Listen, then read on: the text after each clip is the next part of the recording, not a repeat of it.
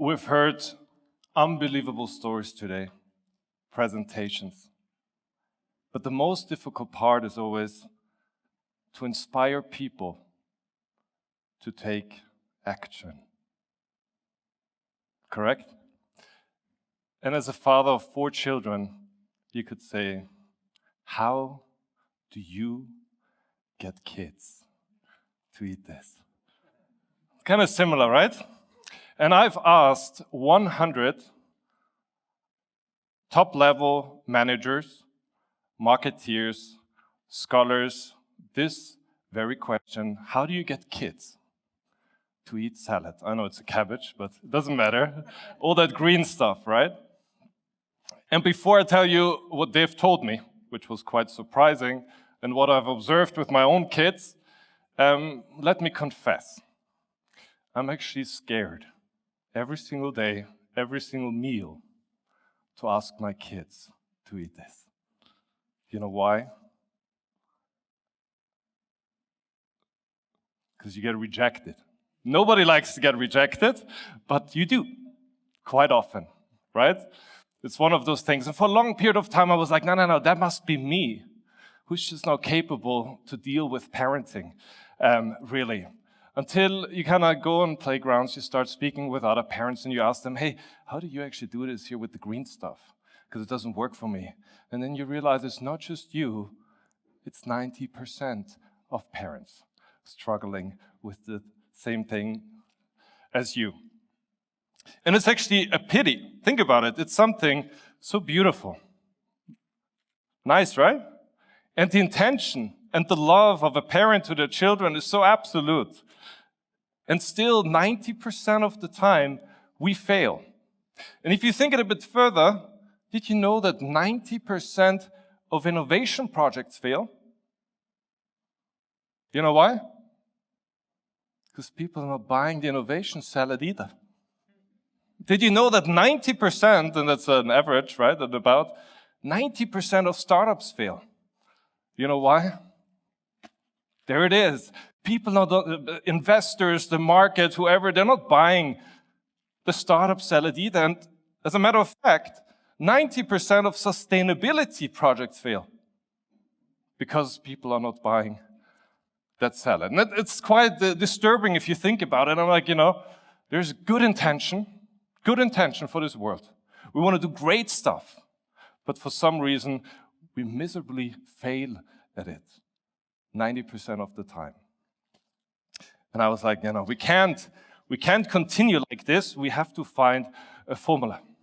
And that's when I figured it out, and I said, all right, I'm going to do this. I'm going to ask for one whole year 100 top managers. And I'm going to ask them, every time I would enter into a meeting, I would ask them, hey, just quickly, before we start the meeting, one question. How do you, as a parent or as an uncle, as an aunt, or whoever, as somebody who thinks about it, how do you get kids to eat salad? Maybe I could unlock that mystery of, getting kids to eat salad, and that could be the absolute phenomenal formula to this big problem of, having 90% failure.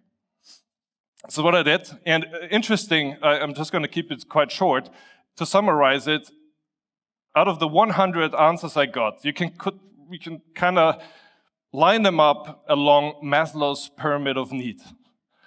We all know it, right? At the very bottom, we have physiological needs, then we have safety needs, then we have social needs, and we have self-esteem needs. On the very top, we have self-actualization. So I would ask them, and the first question would get Pascal.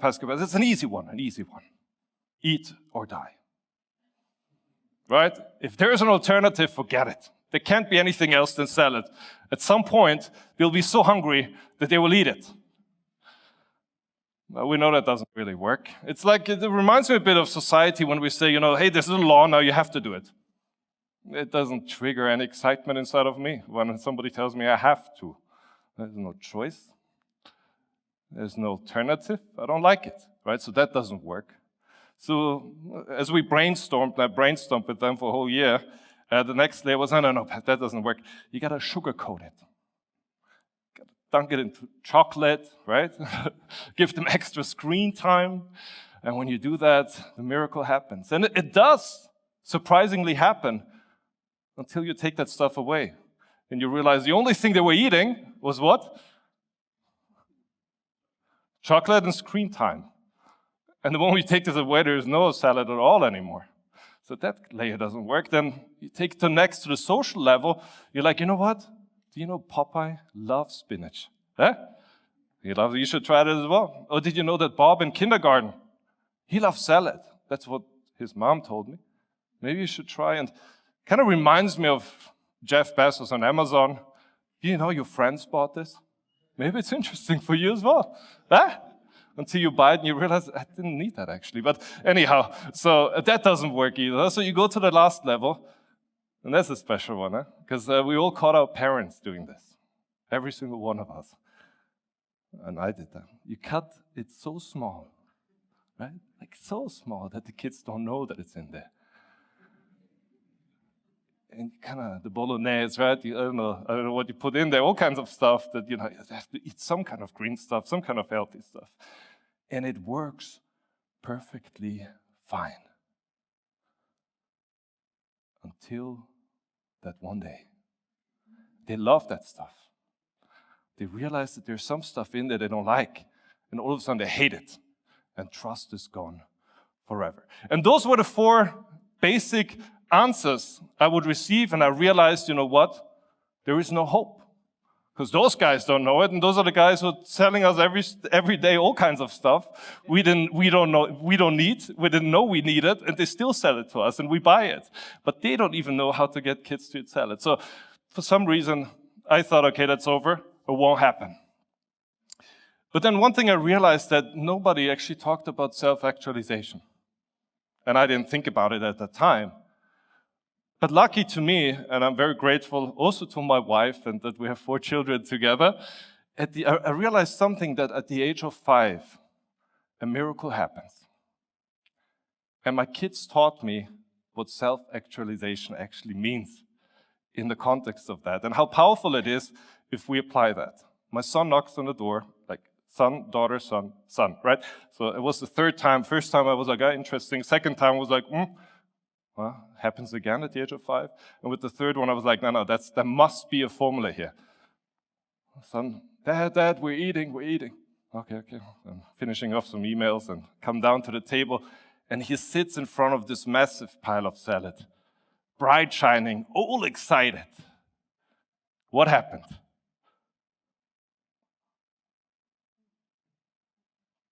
What happened?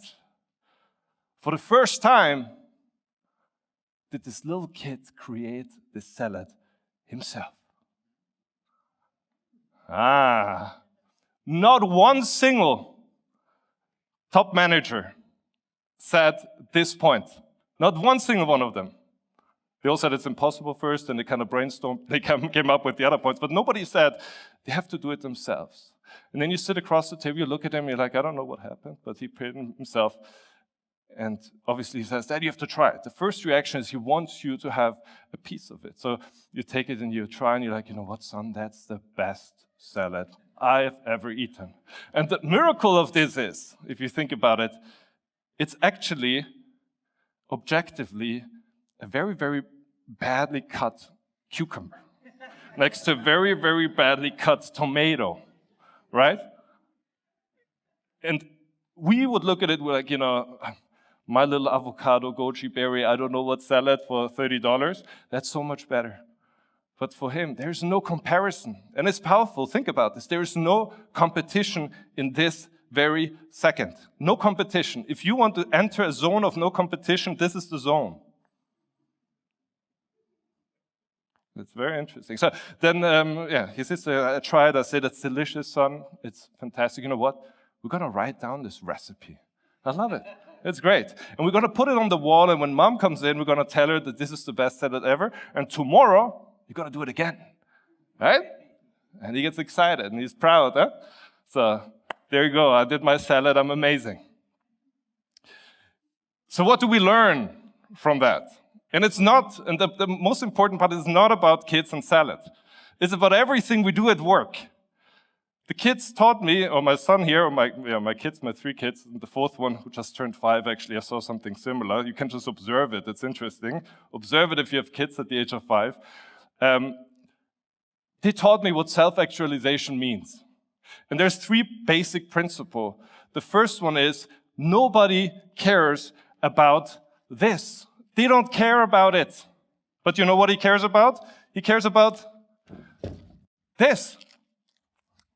It's funny, right? It's green, it said I can create something, it's exciting. So all of a sudden, you give him something that matters to me. He doesn't care if it's healthy, but you know what he cares about? He cares that he can maybe create something out of it. And that makes it exciting, right? So that's the first one. Nobody cares about you, they care about themselves, so you gotta enter their zone, not your zone, but we all stand here, you know, we have the big ideas, we go into the company like, guys, we have this amazing vision, and those people in the company don't care about my vision. I have to care about their vision first. Now, many brands and companies understand that. The second point is an important one, active engagement. Who has the courage to give the kid a knife? Parents think that 99% of kids will cut their fingers. I don't think so. I think it's 0.0 something. Maybe at one point, maybe somebody cuts their finger. But we're missing out on the opportunity to make it theirs. By not letting it, and it's the same in the companies. We don't give people responsibility. We don't let them take ownership because they're gonna mess up. Second, active engagement. Third, recognition. We're really bad at this. I'm bad at this. We don't put the recipes up the wall. We don't make them the heroes because we're the hero. Because the salad or the cabbage is the hero. And that's why it doesn't work. So those are the 3 basic principles. And the funny thing is that the big brands do it. When we think Christmas, we think of this funny guy in his big truck coming over. And we're buying Coca-Cola or something, or Apple does it. We're queuing up for some product we didn't really need because it doesn't need an update, but we're still doing it, and we're taking pictures on social media. People are applauding. So there's always those very, very similar patterns we see that get us involved when we look at the World Cup now as we watch it. Why are brands there? Because we are there emotionally. So as we are there, we want to be ideally part of the game, so that when we watch that game and our team wins for some reason, we take a picture and I'm here and I put it on social media, people applaud. I've actually fulfilled all 3 parts of that. And the brand says, you know what? Here's my drink or whatever it is. And it was not one single second about that drink. It was about me being in a stadium, taking some pictures, doing I don't know what. So those are the very 3 principles. So if we want to inspire people to take action, think of those 3 points. And when you go to bed tonight, and you think of this cabbage and you get really scared because you're scared of rejections, keep in mind that you can unleash that sparkle of passion, even in kids, when it comes to cabbage and salad. Thank you.